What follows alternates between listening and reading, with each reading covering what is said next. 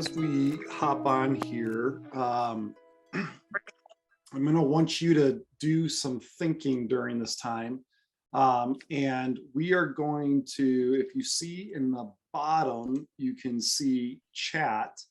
And if you want to open that, so you have that open, and you can see that I just sent a message there. There is a drop down where it says everyone in blue. If you want to change that to Phil Shields, you'll be able to just send a private message to me. So as we're going through things, if you have questions that come up, you can just send that to me and I'll try to answer as many as I can. I'm going to make sure that that is not distracting me totally. But if you have questions as we go through this, I want to try to answer some of those questions that are coming up. So I'm going to give it about one more minute and then we're going to jump in as people are hopping on here. So as they are, here's what I want you to do. I want you to think about, I have a question, and I want you to think about this question here. And it was, during the fall session of life groups, what was the biggest challenge you faced with your group? Okay, so what was the biggest challenge that you faced with your group? It's okay. Mm-hmm. What do you think ours was? Oh, is the cover down on? Okay, yeah.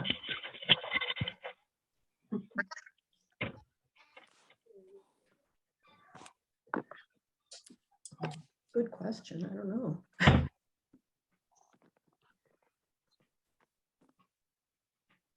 Sound until we get it fixed. Yeah.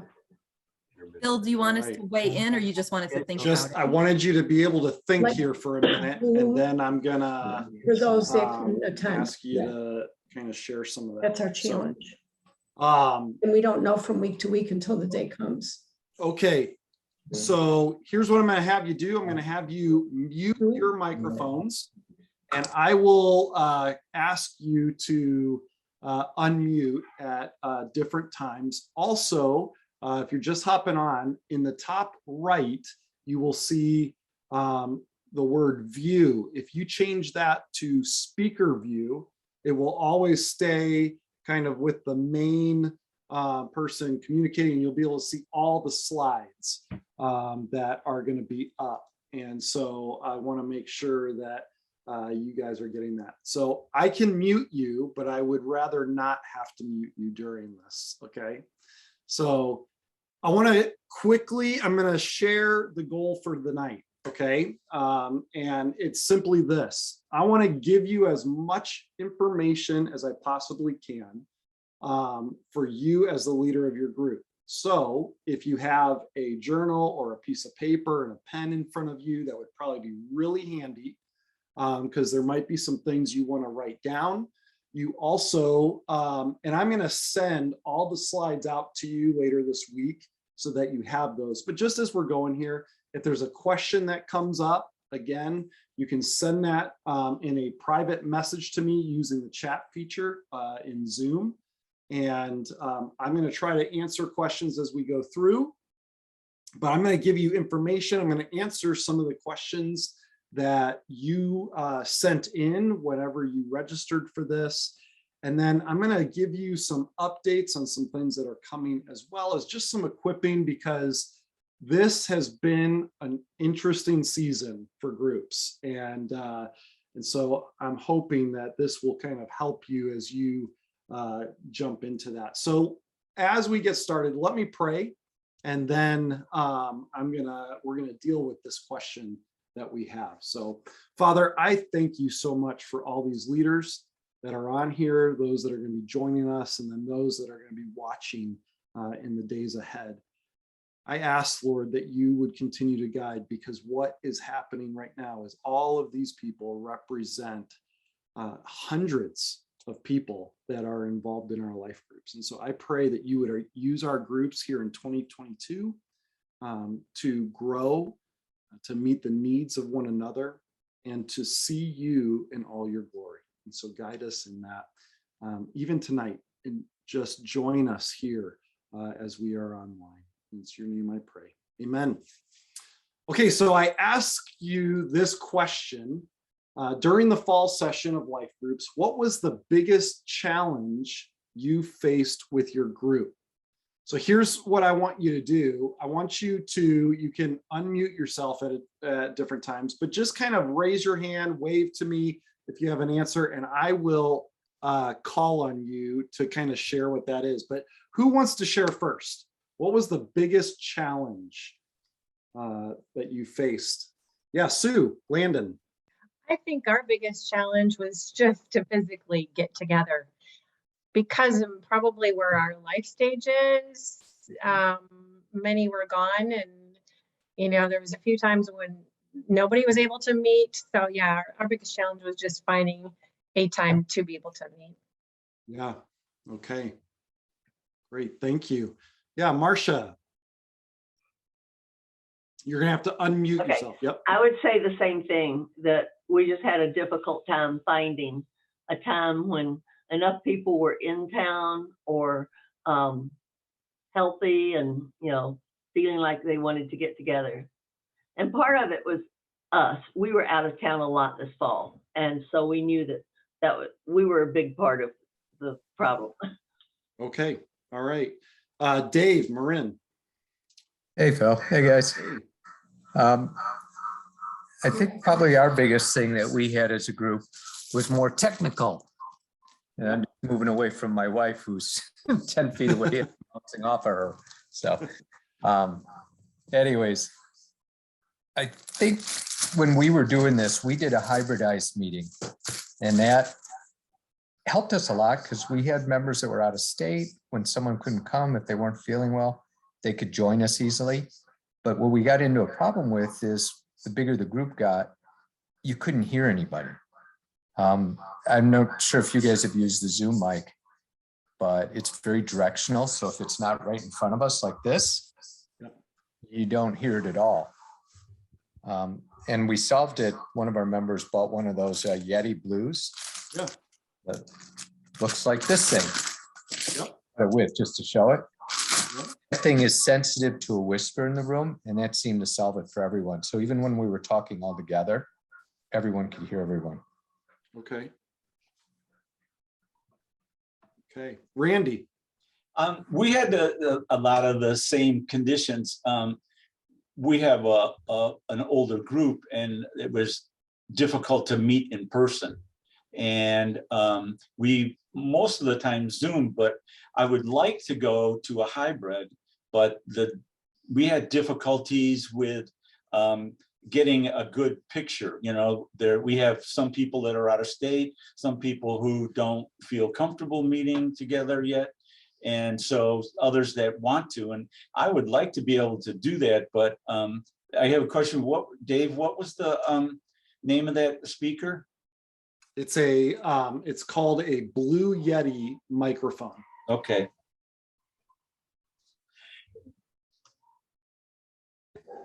Got it. Okay.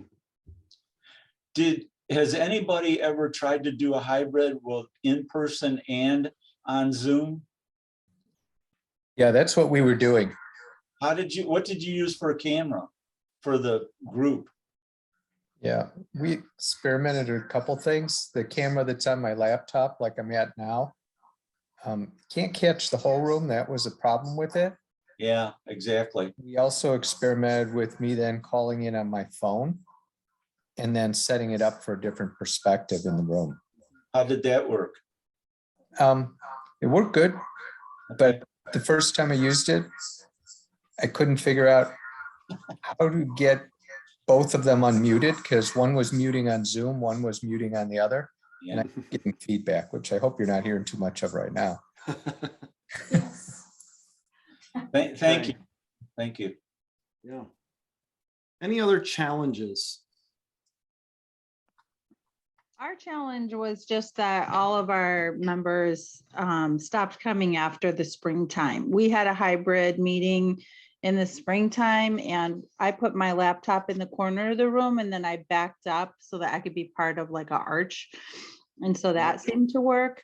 But then everybody left for other groups, like care groups. A lot of people are going through lots of different things that they wanted to be like in a care group or in the women's group only or something. So I don't have anybody. So I didn't meet in the fall.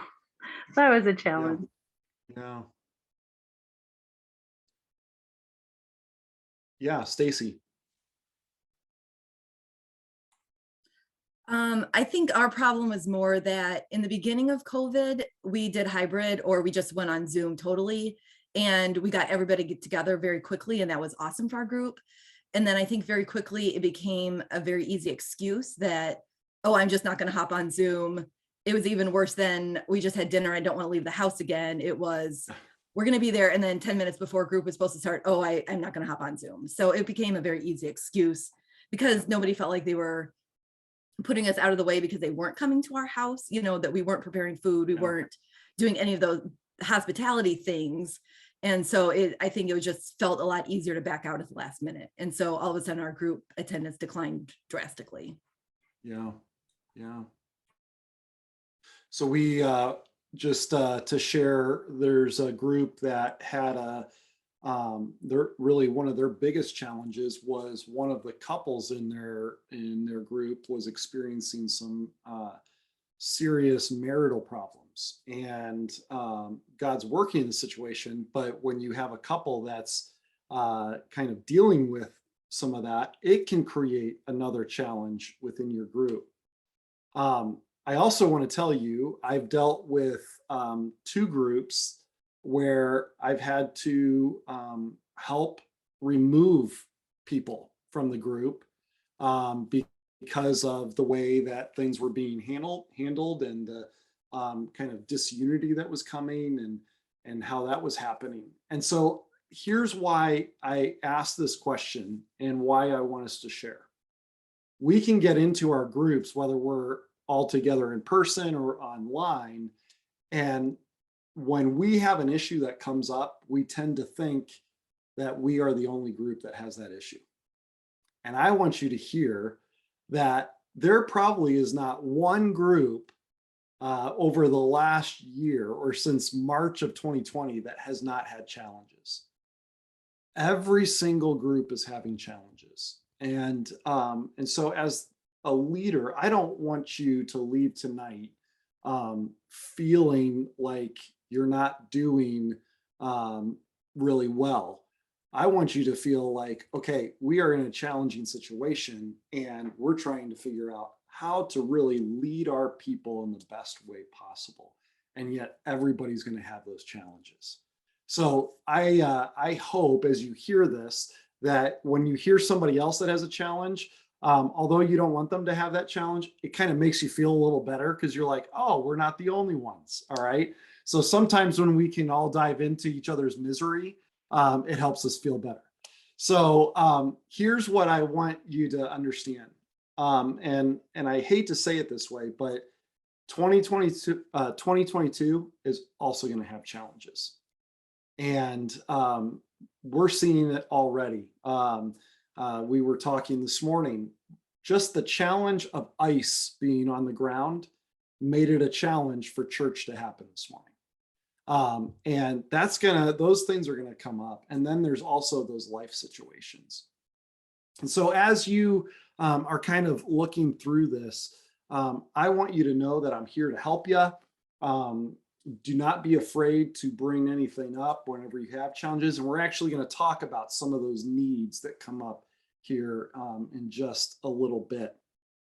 So as you kind of process that, I want to give you here's some information for you to be aware of as we kind of step forward. And I'm going to talk about some of the great things that are coming. The first thing that I want you to be aware of is kind of the dates that we're going to be meeting. So next Sunday, and I realize that this is different for everybody because sometimes you just want to be together. But next Sunday is when we kind of say that we are officially launching our life groups. So remember we say the week of, because some of you are at different times, but we are looking at the first 10 weeks going from January 16th to March 20th. And then spring is going to be April 10 to May 29th. Now, the winter session is 10 weeks. And the spring session, what we're looking at is 8. Okay. And that's just kind of getting you to the end of May, knowing that June, July, August is going to be really busy for people. So I wanted you to have that, and we're going to talk a little bit about some things that are happening with that. So as you are thinking about what is those dates, now I kind of want you to think about your group content. And here's why I bring this up. I was talking with one of the leaders this morning and said, so what do you think you're going to be doing in your group? Have you kind of changed things up because of the way you met in the fall? And they said, you know what, we tried to meet in the fall and we only made it to week 5 in the Flourish book. So we want to finish the Flourish book. And so I want you to think about your group content. And so I'm going to first tell you about what is happening with our sermons. I don't know about you, but I have been extremely excited with how Hannibal is leading us as a church. It has been refreshing and really exciting, and he loves you, the church family, incredibly well. In that, Hannibal has also been encouraged by our elders and some other people to kind of share, well, what are you saying are the values of the church, and what do you think is important for the church, that sort of thing. So in December, right before we were putting together content for you starting in January, we made a change. And so the change happened with our sermon series. And so we are going to be diving in starting next week into a series called Gospel Culture. And really it's going to be looking at the 12 traits that really give us a focus of what a gospel-centered culture looks like and what a gospel-centered church looks like. So I want to show you, this is kind of what it's going to look like as we start diving into it. It's a really a broad span of subject matter. And in this, you're going to hear from Hannibal. You're going to hear from Jonathan Jerez, our worship pastor, and you'll hear from myself. And we're going to be going through 12 weeks of content there, looking at what this means for us as a church. So we're going to start with the supremacy of Scripture, and we're going to make our way through a lot of different subject matter. On top of that, then what you're going to see is I put in 12 weeks here. And now I want to remind you, I'm going to send this to you so you will have this to know what's coming. But I put 12 weeks in because I want you to see what the entire series is going to be covering. Because I think it's really important for us to be aware of this. Now, that being said, the reason I'm showing this to you is because when we made the change to this, it kind of threw us that are working with life groups into a spin. And so we are now coming fresh off of the holidays, fresh off of quarantining for some of us, to now having to put together new content because we made this shift. So we are going to have that this week. Some of that's being put together, and over the next several weeks, we're going to be sending this stuff out to you to have those discussions. I want to also tell you we're working on Hannibal potentially giving you some videos throughout this to kind of just for you to dig a little deeper into each subject and figure out, maybe use that in your life group. Have people look at that. But I think it's going to be really important for us to kind of see the direction that we're heading as a church. And and nobody has seen this yet. So, so you're kind of seeing what that content is going to be about. And we're really looking forward to what's coming. So I wanted you to see that. Now, that being said, we're going to be putting out the sermon discussion guides, but I also want to remind you of some other things that you can be diving into. So here's, I'm going to give some promo plugs here. Some of you have done it, but we have our Flourish book. We still have copies of that you can go through. That is 10 weeks that deals with some of the topics that we're going to be looking at in the sermons, but it kind of gives you a vision of where we're at as a church. And in those books, there's places for people to write, kind of write their thoughts out, engage with, and videos to watch, all sorts of things. So we have those. If that's something you're interested in, you just need to contact me and we can set it up so that your people can purchase those and we'll get those into your hands. I also want to remind you that this is a key time for marriages.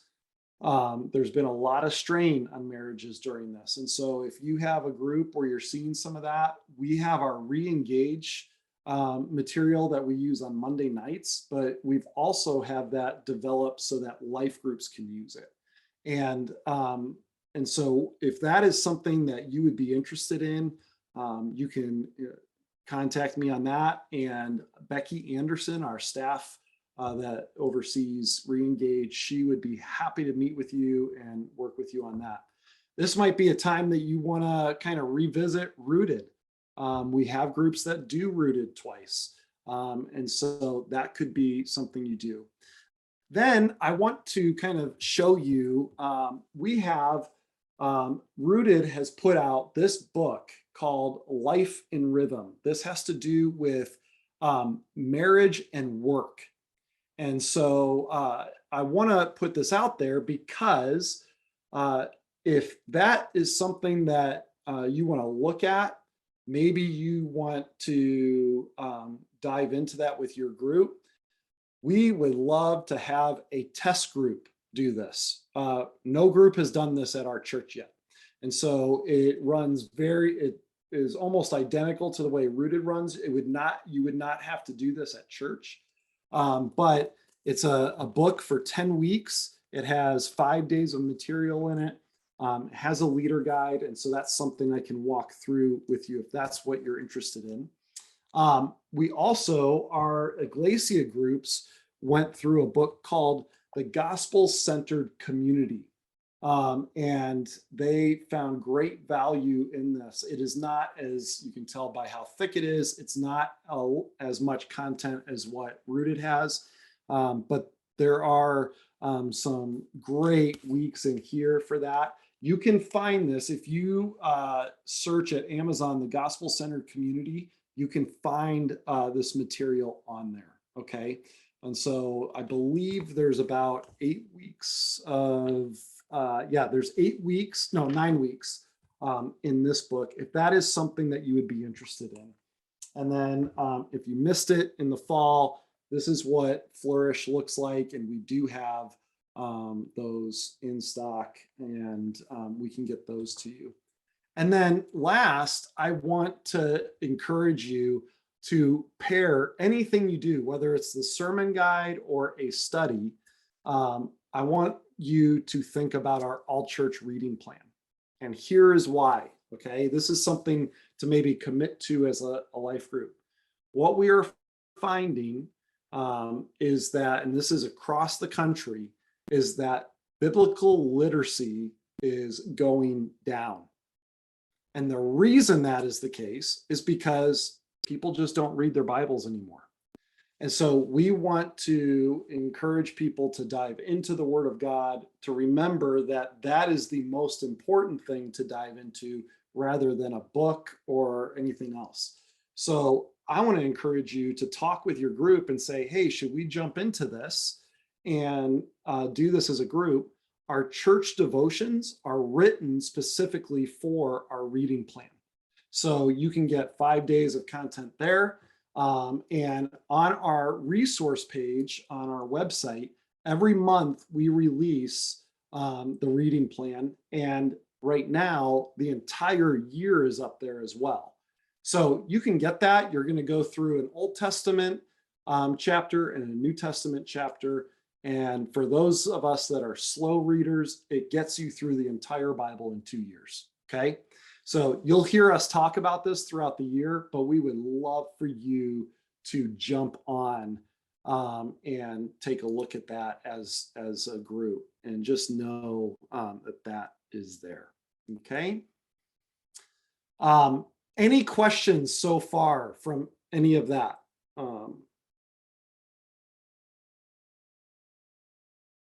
Okay. So here is, I wanted to kind of also be able to look at some of the questions that you asked yourself. So here are the questions that kind of came up in this. Okay. So the first question is this: how should we meet as a group right now? Okay. Great question. And this is probably the main question that comes from leaders today. Okay. So here's what I'm going to tell you. We are not going to dictate how you should meet. Okay. That's, that is up to you. I do think that if you want to do a hybrid approach, where some of you are together, some are at home, you're probably going to have to invest in an external camera and an external microphone, okay? And that way, as people are talking, you can move the camera around and do that. But the other piece of that is that whenever you're looking at how you should meet, here is the rule of thumb. Whoever is hosting, if you're meeting in person, gets to set the rules for their own home. Okay. And here's the reason for that. If they're opening up their home, then if they want to say, hey, we would really feel more comfortable if everybody wore a mask, I want to ask you as the leader to really support that and to say, you know what, we can do that for this time period. Okay. Now, if the host says, no, that's not a big deal, then, go that direction. That is, the host really is the first person that gets to designate how they feel about how you should meet, because it's their home. So I want to encourage you as best as possible to meet in person. I think that is the best thing that you can do. When you look at the New Testament and how the church was operating, I don't think that they had Zoom back then. And so in the midst of persecution, it's not like they were meeting online. They still got together. And I think during a time like this, what we want to do is we don't want our fears to drive us from not meeting. We want us to be smart, but I want to encourage you that in order for people to continue to grow, you need to be in person at different times. So that being said, we always have wanted life groups to meet weekly. It might mean that you meet every other week. It's okay. All right. This is a different time, but you're going to have to figure that out on what's best. The second question was, how do we navigate the disruptions in a meeting schedule? And here's what I would say with that is we're going to put out on the app that every group meets weekly. Okay. But you got to understand, I know there's some of you that have little kids in your group, and the kids, if they get a runny nose, that throws all sorts of things into disarray. And so you got to understand that there's going to be disruptions. The goal isn't to have 100% meeting all 10 weeks. The goal is that you stay connected, that you continue to encourage one another to take the next step in your faith journey, and that you are helping each other by meeting the needs that are in your group. So I would say you're going to need to navigate the disruptions with a lot of grace. Okay. And you got to understand where that's at. Understand that those are going to come and it's okay to have them. That third question is it okay to do a Bible study at Life Group? And here's how we want to answer that. I think it's totally fine to do a Bible study, but you need to understand who is in your group. There are a number of people that they just struggle with reading. They struggle with getting through things or wanting to answer all sorts of questions in a book or just kind of going by, verse by verse in a book. And so that's why we as a church have Bible studies. So if that's you, jump into one of our Bible studies, okay? And be a part of that. But what you need to understand is that what you will find, and we kind of limit what we put out there for what we encourage you to do, because we know that if people end up not doing the work, you end up getting together and you're going to have 50% of the time just social gatherings because they won't end up doing it. They won't read, they won't do those sorts of things.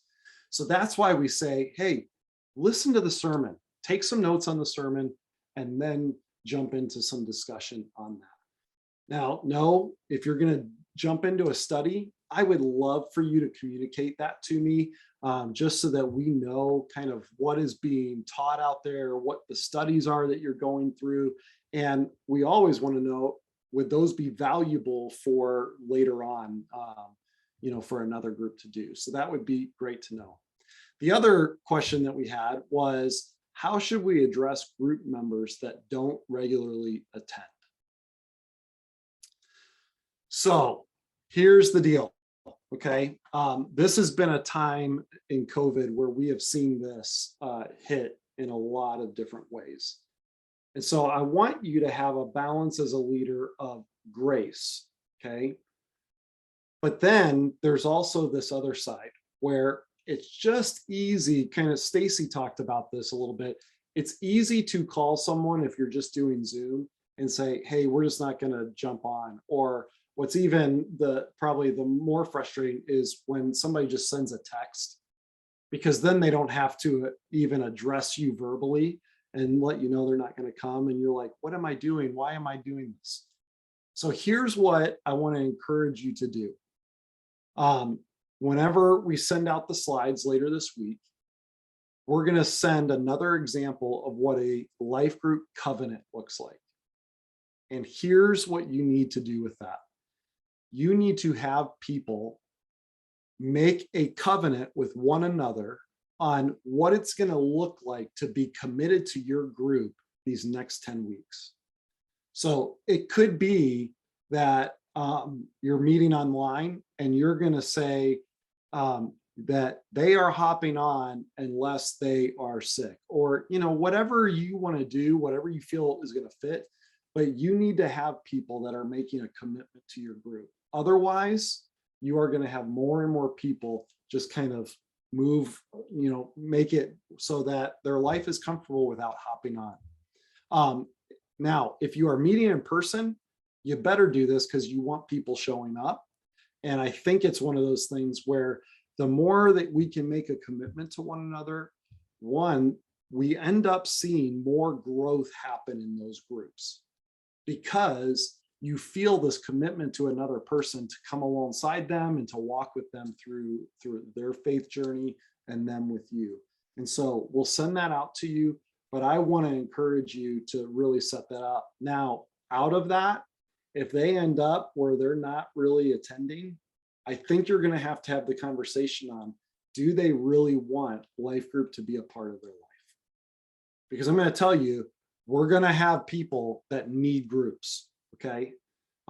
And you could end up taking somebody in that's really making a commitment to it, and it changes the way that the whole group interacts with one another and the success of your group. So, when you think about things, hopefully your group is continuing to build trust with one another And trust can only happen when you are faithfully together in that commitment. So take a look at that. Feel free to have that conversation with me. In fact, I've led a couple of groups through that process over the last 10 weeks. And it's not easy, it's not fun all the time, but it is something that is necessary, and you can get through to the other side really easy. Okay. All right. Any questions that kind of popped into your head out of that? Those were kind of the 4 questions that I kind of put it all together from everything that you guys asked. But Marcia. Do most of the groups meet on Sunday, or do they meet during the week? It is a wide variety. Okay. It's kind of all over, so that whenever I ask people that are maybe their group has kind of stopped and they want to get into another life group, we always ask what night of the week works best for them. And then I end up looking at groups that meet on those nights. So like, that's why we always ask when we go to set up groups, what is the night of the week that you're meeting? What's the time? Because then it makes it easier to help with some of those connections. So We've always met on Sunday, but last Sunday's sermon made us think about that, because we thought, well, a meeting Sunday night, it puts a lot on the hostess, and it takes away from that Sabbath rest. So I just didn't know what the other groups were doing. yeah, it's a wide variety. And I think it also varies season of life. School nights sometimes are really hard for parents to do that and make sure the kids are getting all the homework done and all that. So it varies. We have it all over the place. So yeah, Heidi. Quick question that I hope benefits other people that might be wondering. The re-engage life discussion option, is there homework to do throughout the week? A, and B, we're mostly couples, but if one of the spouses is not, does it need to be both spouses there, would you say? Or would it benefit just one of them taking this alone? Yeah. So if it's a situation, let me try to answer them in order. So there is some work. It's not a ton. It's not, I would say it's less than rooted. So you kind of go through some of those things. But if you have all couples in your group, but let's say a spouse might not show up and only one comes, you can still do it. But I think it would be a little challenging if there's only, maybe somebody's coming just without their spouse routinely. It might be a little challenging. I would have to get you some more info on that, but because you're dealing with a lot of different topics that you discuss together, it's always best to have both there. Okay, thanks. Yeah.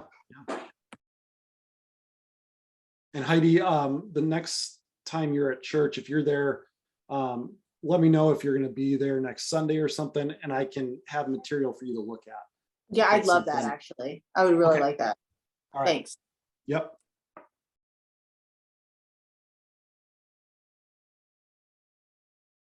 All right. Okay, so here's what I want to do.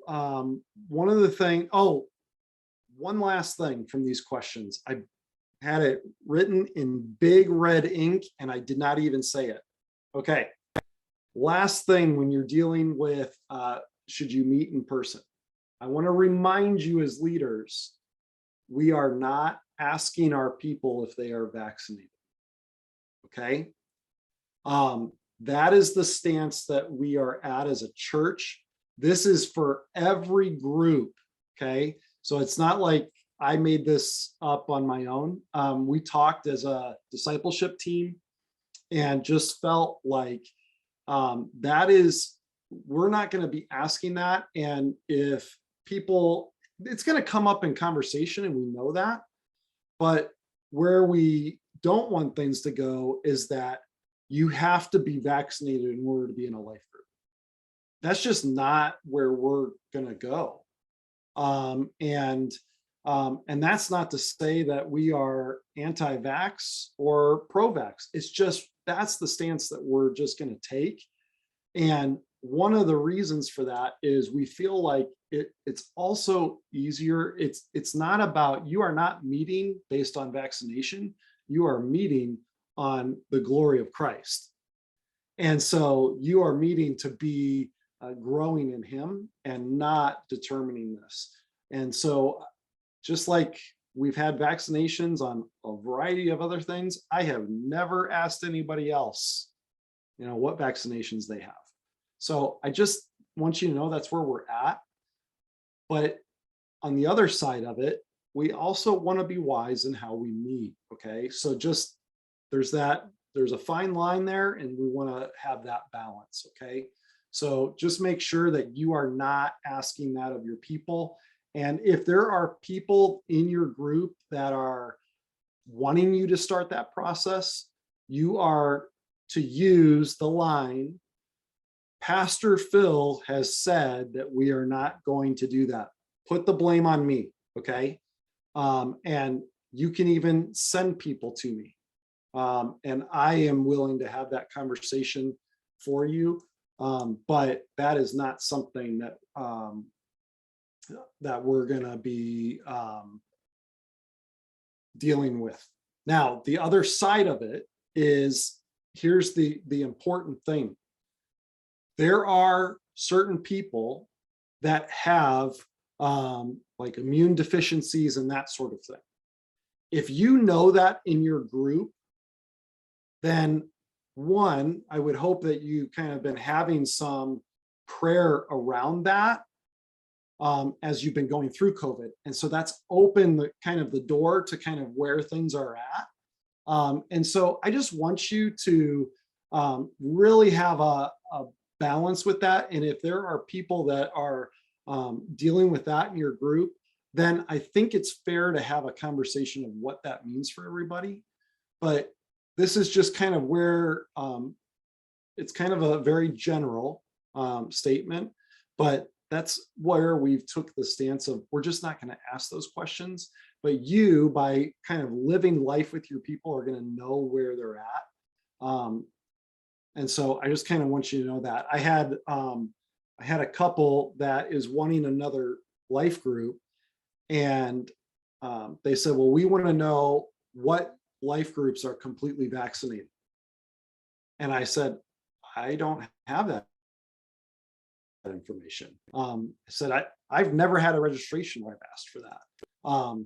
And they said, well, then we feel comfortable just asking everybody. And I said, okay, I need you to pause on that, because here's the deal.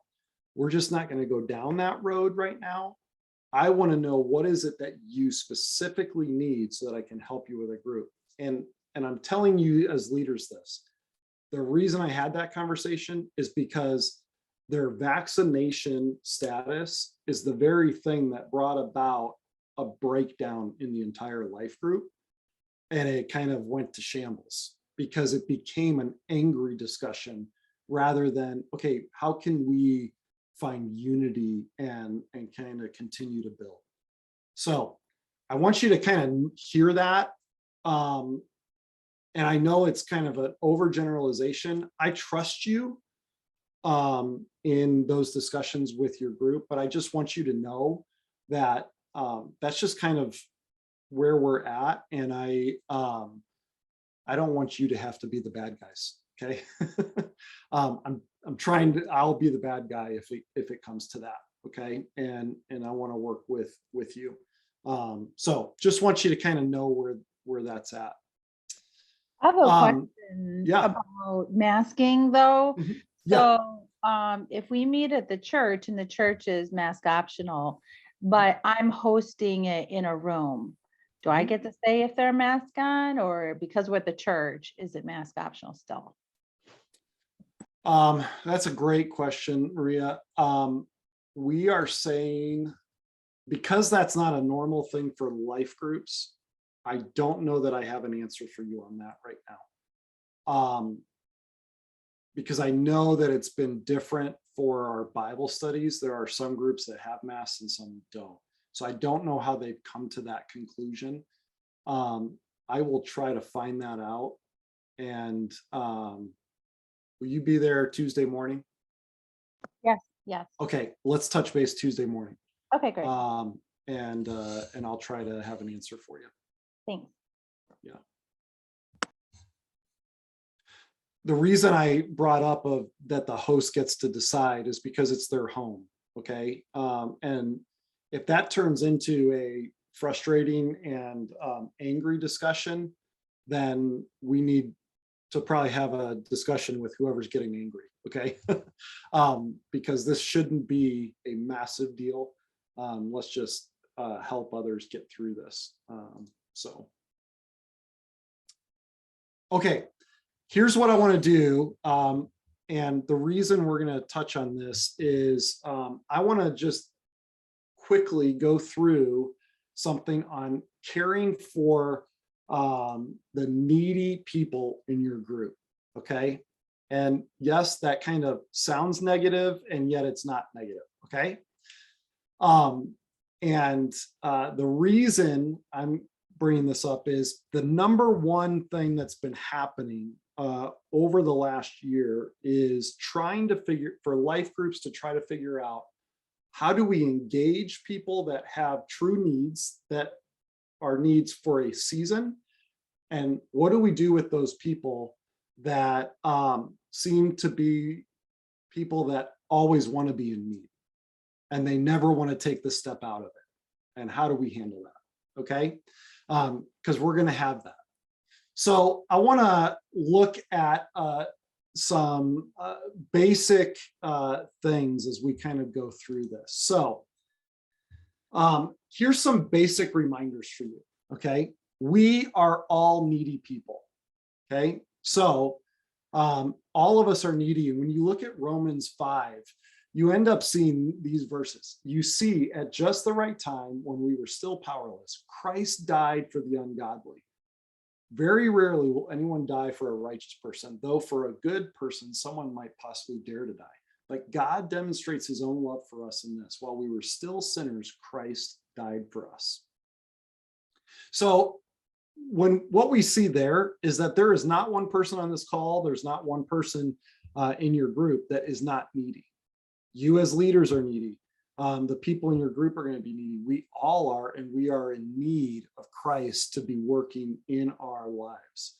And so we need to remember that as we're dealing with different people, different political stances, different mindsets on how to handle life, that when those frustrating things come up, we need to remember that all of us have needs, and we have to remember that so that we can engage the needs that are before us. So first off, we're all needy. The second thing is that we need God's help. Okay. So as a leader, I want to ask you this: how is your relationship with God? Okay. How's your relationship with God? And the reason that this is, I want you to think about it in this way. Pastor Lon Allison, when he was on staff, he would lead us through things, discussions on evangelism. And he would ask us, what's your temperature when it comes to evangelism? And he would put a thermometer in front of us. And he would say, okay, where would you be on this? And I want you to think about your relationship with God right now.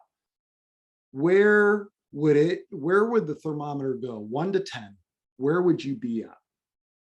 Because it's important for you to know where your relationship with God is at, because that's the only way you're going to be able to meet needs for other people, is if you're kind of growing in your relationship. In Mark 1, verses 35 through 37, what we end up seeing is that Jesus, when he was on earth, he would get away early and he would go off in the darkness to be poured into by his heavenly Father.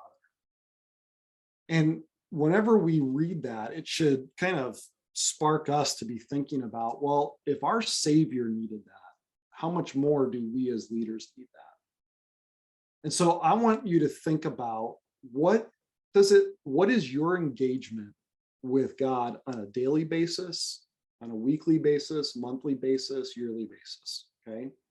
Do you have a devotional life? Your life, you need help from God.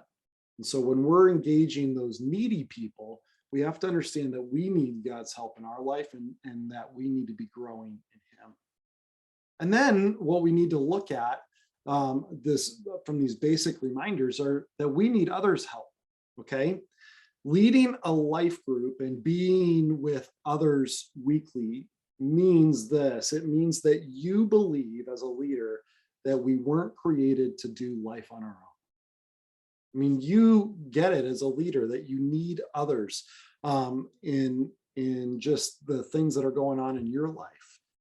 And so I want you to realize this. You have an entire group. So if we were in a group here and we were a life group and I had a specific need, you know, Stacy, she might not be able to meet the need that I have because she just doesn't have either the resources or the knowledge of what's going on. But Ginny, she's kind of gone through it, or she has a history with that. And so her strengths kind of can engage whatever I'm dealing with, and she can step in. And so we need to be thinking about what are the strengths of all the different people in our group. What are their strengths? What are their experiences in life? And what is it that they have gone through to maybe meet the need of somebody else in your group that you just can't? And so you're going to need others in your group to kind of step up. And this is where I want to encourage you to think about how you can delegate care to other people in your group. Okay. It doesn't mean that you're shying away from it, but it means that you know that John in your group can meet that need before you can. You are not the ones that have to bear everything in your group.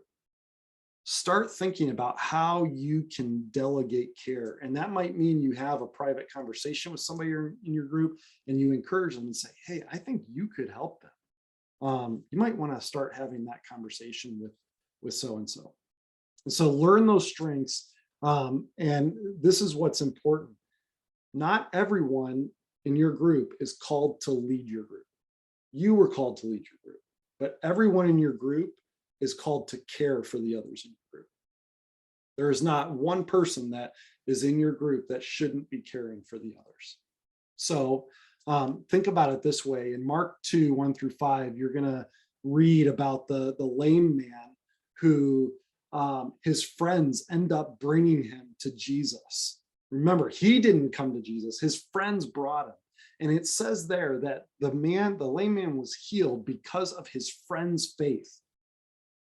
And so they ended jumping in and they did this. Here's what's important.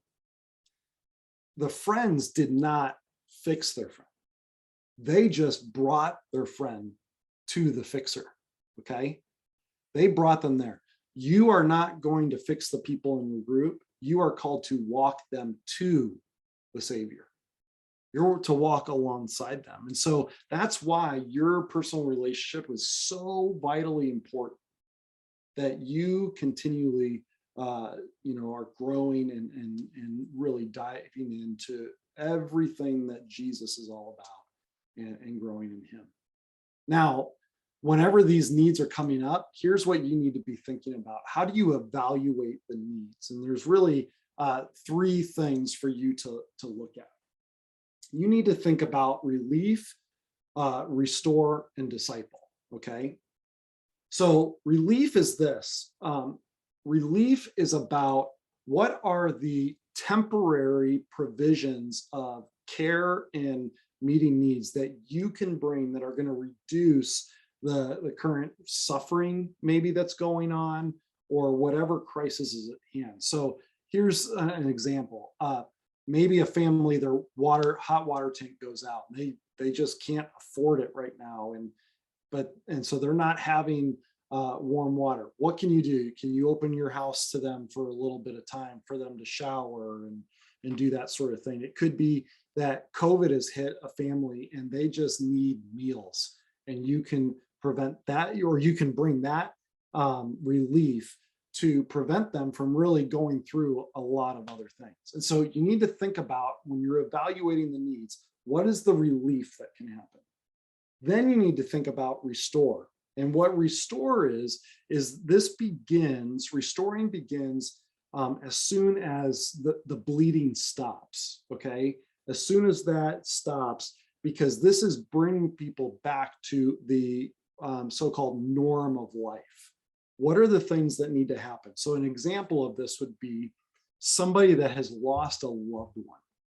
Their loved one has died, and so they're going through this hard time. You're walking with them, and then, you know, there's really a time where that kind of stops, and they need to be restored back into the normal way of life. So how can you meet the need there and restore them back into that normalcy? And then the third is disciple. And discipleship is this process of ongoing change.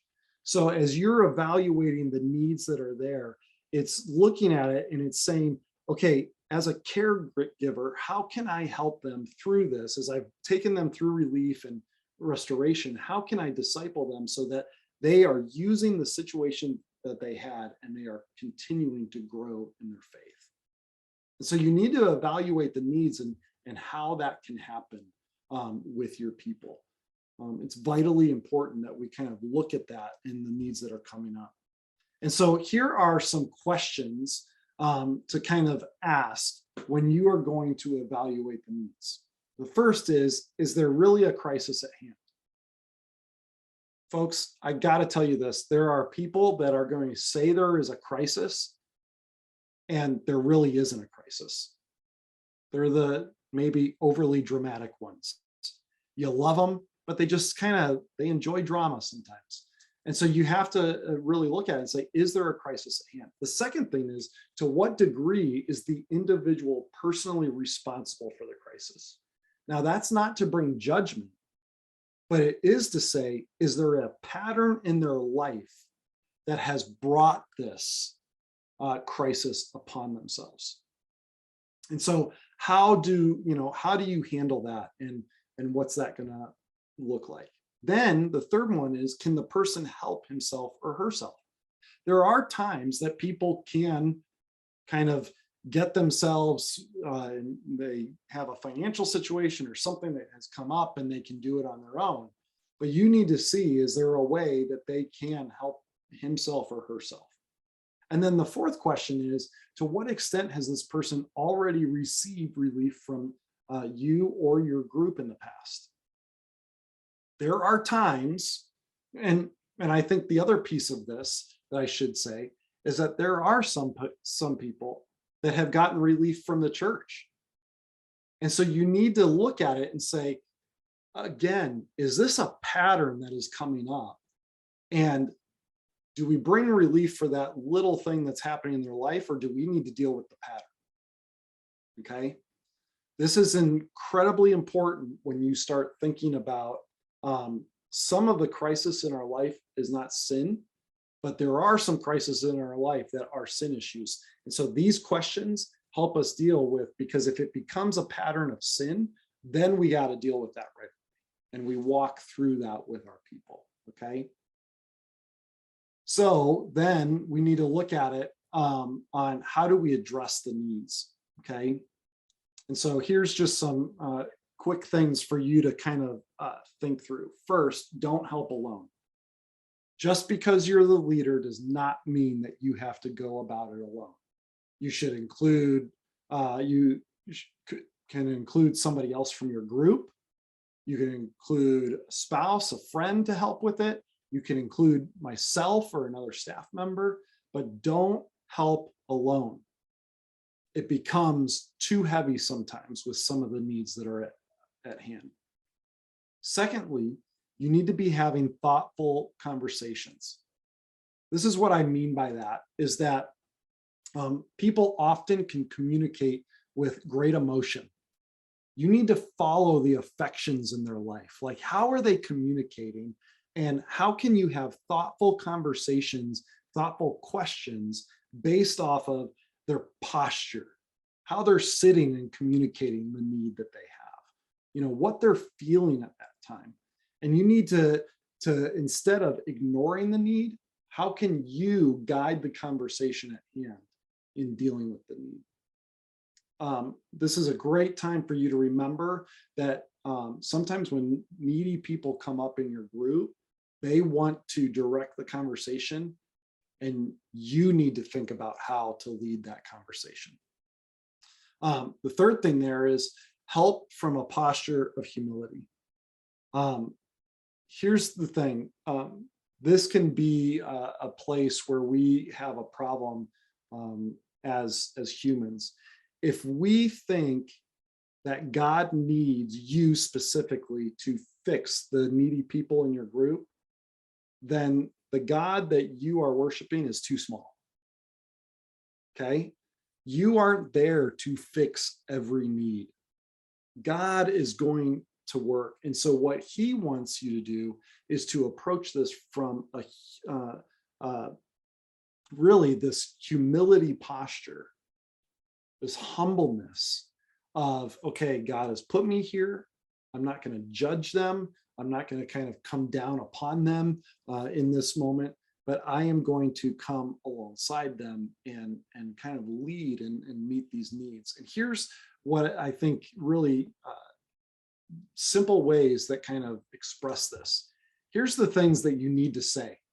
When somebody's expressing a crisis, it's okay to say, I'm so sorry. I'm so sorry you're going through that. Or saying, this is hard and painful. Sometimes people just need others to say, yeah, that isn't easy. Okay. Or say, I'm with you in this, or for your whole group to say, we're gonna journey with you through this. Those are the proper things to say and kind of walk through it. Now, here's the things not to say. Okay. You're not going to say it could always be worse. You know, what's God teaching you through this? And you might be going, well, why would that be bad? Here's the thing. When we try to over spiritualize every single conversation, it's not going to be helpful to those in need. Okay. The time to say, what did God teach you through this is after the bleeding stops. Okay. Hey, what did you learn new about God? But you're not going to say that. You're not going to say, what is God teaching you through this? The third thing, you don't want to say, God will work this together for good. I mean, it's just, we can get into these Christianese sayings that aren't really helpful to those that are. And then to say, if you need anything, let me know. That is going to put you in a horrible situation. And you might end up being on the phone every single night of the week. Okay. You are there to walk through it, but you have to have boundaries. And that's what's important in this. But those words end up revealing humility. So here's how you can then address the need. And we'll end with this. First, don't help alone. Second, have thoughtful conversations. Then, or I'm sorry, I hit the wrong button there. And then help from the posture of humility. Fourth, pray during trouble. Okay. We need, you're going to hear this from us, but we tend to think that we can do things on our own. And we want to be groups that depend on prayer and go to prayer more often than just discussing things. So be leaders that are constantly praying. Then it's important for you to help help people create a plan. You know, what's the next step? And folks, the plan might just be to make a phone call the next day. You know, maybe they need to call somebody, or maybe they need to get in touch with a counselor, or whatever it may be, but to create a plan. The other piece of this is, just so you know, with some needs that come up, people are going to need professional counseling. And we can help with telling you if you give us kind of an idea of the situation that's going on, we can connect you with a counselor. That would be really good for that person. Okay. If there's a issue with people not having the money for counseling, we can help and we can come alongside as a church with some of that. Okay. So part of creating a plan might be that you and I have a conversation so that we can help these individuals. Okay. And then the last thing there is always follow up. Okay. Meaning that if this person brings their need up and you meet on Sunday nights and they bring that up to you, or they bring it up to the group, you need to follow up with them later in the week just to check in on them, to see how they're doing, to see what's taking place, and to do that. And so I want you to kind of think through this on evaluating the needs. And here's the deal. This is such a broad subject, but when you get into things where there are deep marriage issues, there are deep addiction issues, issues from their past, your group is not meant to carry the load on all of that. That's not what life group is for. Okay. You're there to walk through things with them, but you might not be the people that are going to meet every single need. You're just there to help them through that season. Okay. So feel free whenever it comes up and you have these needs and you're like, what do we do with this? If you just need some help, give me a call, shoot me an email, want to help with that.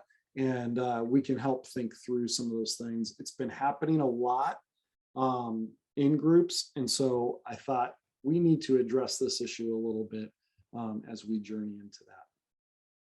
So here's the deal. It's 7:09. And I got to tell you, I don't even like looking at myself on a screen for more than an hour. And I took you 10 minutes over now. So I want to end there, but also end with by just saying, do you have any questions on any of that we were just looking at?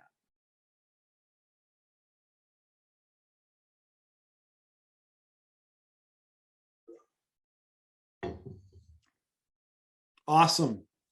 Okay. So here's what we're going to do. We're going to end things here. And I just want you to know I'm so thankful for you as you are continuing to lead and jumping in with your group. And just know that we are, as a church, we're praying for you. We're thankful for you. And you really are the front line for caring for the people from Wheaton Bible Church. So thanks for doing that. Feel free to reach out at any point. And if I can help you with anything, let me know. Otherwise, thanks for being on here tonight. And we will get information out to you later this week. And just to make you aware, I believe it's either late February, early March, we're going to be having another leadership community. And so be looking for that. I'll be sending you information to be joining us for that leadership community. So other than that, yeah, Maria. I had one question about baptism. Yeah. Because at the end of Rooted, there's usually baptism. Are we going to do something like that soon? So we are, here's what we can do. If you have people in your group that want to get baptized, you can contact me, let me know that. We do have a baptism service that's going to have baptism in it. Let's see. I am not getting to it real quickly right now, but it is coming up here soon. It is, let's see. I'm going to be running a class on February 7th, which means the baptism is going to be February 27th. Okay. So that's coming up. If we have more, we can always talk about adding more into that in a service to do that. So, okay. Yep. Thank you. Mm-hmm. Any last questions? All right. Okay, everybody, thanks so much. I appreciate you, and we will talk to you soon. If you need to connect with me offline, feel free to shoot me an email or call me, and we can set that up. Thanks so much, everybody. Have a great night. Stay warm. You too. Thanks, Phil.